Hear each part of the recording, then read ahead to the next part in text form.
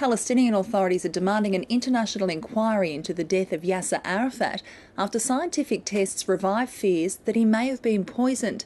Swiss scientists say they've found high levels of radioactive polonium on the former Palestinian leader's clothes. Arafat's wife, who opposed a post-mortem when he died, now wants his body exhumed. Middle East correspondent Anne Barker reports.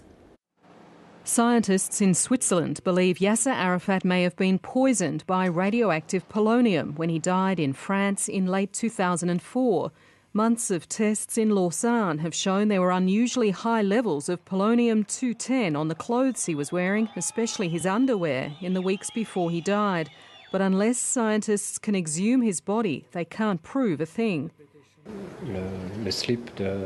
One can't necessarily conclude that the polonium came from his body, but it's one possibility that is worth being investigated more deeply.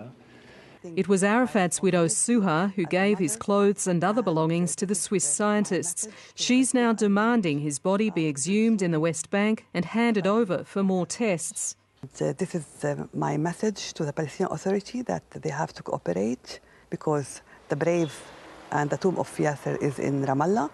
Palestinian authorities have agreed to support the exhumation if his family agrees, but they also want a broader international inquiry into the circumstances of his death. It's not about the chemical that were used to kill Yasser Arafat, it's about the whole political situation.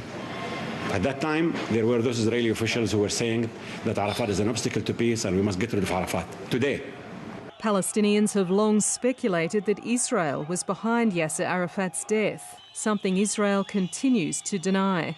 If he were poisoned, then how did the original labs not discover something that is so obvious? Nevertheless, Israel won't or can't stop such an exhumation from going ahead, and Palestinian authorities are expected to consider the matter further in the coming days. Anne Barker, ABC News, Jerusalem.